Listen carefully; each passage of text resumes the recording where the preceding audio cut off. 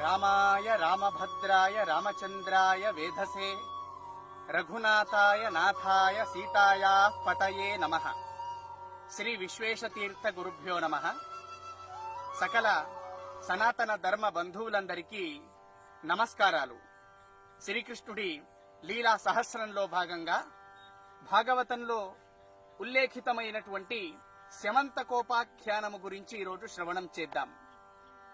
యాదవ వీరుడు సత్రాజిత్తు. ఆ సత్రాజిత్తు సూర్య భగవానుడిని ధ్యానించి సూర్య భగవానుడి ద్వారా ఒక అద్భుతమైనటువంటి శమంతక మణి అనేటటువంటి ఒక శ్రేష్టమైనటువంటి ఒక మణిని వరంగా పొందెను. ఆ మణి అష్టౌభారాన్ దదాతి, అనేక కేజీల కొలది బంగారాన్ని ఇచ్చేటటువంటి మణి శమంతక మణి. అటువంటి మణి, అత్యంత ప్రకాశవంతమైనటువంటి ఆ మణిని సూర్య భగవానుడి ద్వారా పొంది తన మెడలో ధరించి వచ్చేటప్పుడు సత్రాజిత్తు మరి యొక్క భాస్కరుడిగా ప్రభాసించను. దాన్ని గమనించినటువంటి ఆ శ్రీకృష్ణ పరమాత్ముడు సత్రాజిత్తు వద్ద, ఈ మణిని కేవలము నువ్వు మాత్రమే ఉపయోగించుకుంటే నీకు మాత్రమే ఉపయోగపడుతుంది, ద్వారకలో ఉండేటటువంటి రాజైన ఉగ్రసేనుడికిస్తే రాజ్యమంతా దాని యొక్క ప్రయోజనాన్ని పొందవచ్చు. కాబట్టి సత్రాజిత్తుకి ఈ విధంగా ఉపదేశించెను.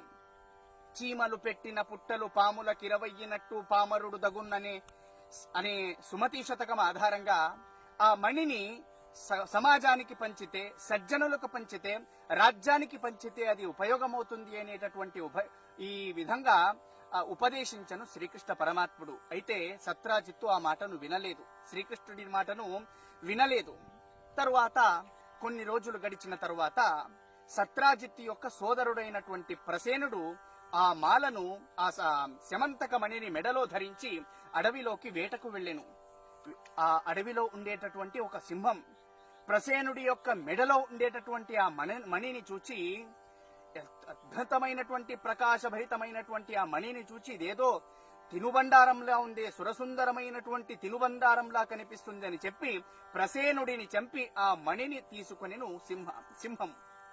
అటు పిమ్మట జాంబవంతుడు అక్కడికి వచ్చి ఆ సింహాన్ని చంపి సింహం వద్ద ఉండేటటువంటి ఆ శమంతక మణిని తీసుకుని వెళ్లి తన కుమార్తె అయినటువంటి జాంబవతికి ఆట వస్తువుగా ఆ మణిని ఇచ్చనన్నమాట.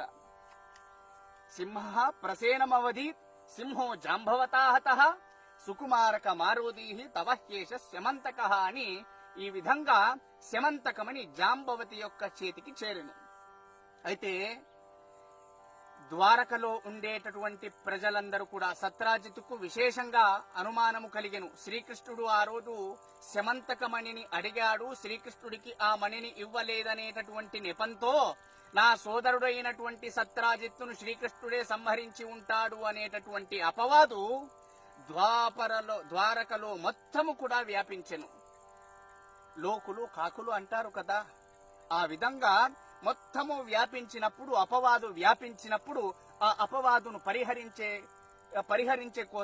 పరిహరించడం కోసం శ్రీకృష్ణ భగవానుడు విశేషంగా ఆ అడవిలోకి వెళ్లి అడవిలో మొట్టమొదటగా సింహం యొక్క జాడలను చూచెను. ఆ సింహం జాడలు కొంత దూరం వెళ్లిన తర్వాత అదృశ్యమాయను. అటు పిమ్మడ ఒక ఎలుగుబంటి యొక్క జాడలు కనిపించను. ఆ ఎలుగుబంటి యొక్క జాడలను చూస్తూ వెళ్ళగా ఒక గుహ కనిపించను. ఆ గుహలోకి ప్రవేశించిన తరువాత ఆ గుహలో శమంతకమణి కనిపించను. ఆ గుహలో జాంబవంతుడున్నాడు. ఆ గుహలో శ్రీకృష్ణ పరమాత్ముడు దాదాపు 28 రోజుల పాటు జాంబవంతుడి వద్ద యుద్ధం జరిగెను. యుద్ధం జరిగిన తరువాత జాంబవంతుడికి నిజమైనటువంటి జ్ఞానం లభించెను. ఆహా, 28 రోజుల పాటు నాతో యుద్ధం చేస్తున్నది మరెవరో కాదు, శ్రీరాముడే శ్రీకృష్ణుడుగా అవతరించెను. శ్రీరాముడే శ్రీకృష్ణుడిగా అవతరించినటువంటి పరమాద్భుత స్వరూపాన్ని నేను ఈరోజు దర్శిస్తున్నాను అని చెప్పి శ్రీకృష్ణ భగవానుడి శరణు పొంది ఆ శమంతకమణితో పాటు తన కన్యామణిని కూడా శ్రీకృష్ణుడికి జాంబవతినిచ్చి వివాహం చేసినాడు అనేటటువంటిది ఇది శమంతకోపాఖ్యానం యొక్క కథ. ఈ కథ ద్వారా మనము కొన్ని విషయాలు గమనించాలి. లోకంలో రాజులకు లేదా సామాన్యులకు ఒక అపవాదు కలిగినప్పుడు ఆ అపవాదును పరిహరించుకోవడం అందరి యొక్క బాధ్యత అనేటటువంటి ఒక గొప్ప నీతిని శ్రీకృష్ణుడు ప్రదర్శించాడు ఇక్కడ. ఏదో ఇప్పటిలా కాకుండా అపవాదు వస్తే అపవాదు వేసిని సంహరించడమో, అపవాదు వేసిన వాడిని లేనట్టు చేయడమో కాకుండా అపవాదును పరిహరించుకోవాలి అనేటటువంటి ఒక నీతిని ప్రదర్శించినటువంటి పుణ్యమూర్తి శ్రీకృష్ణ భగవానుడు. అటువంటి శ్రీకృష్ణ భగవానుడి యొక్క శమంతకోపాఖ్యానం.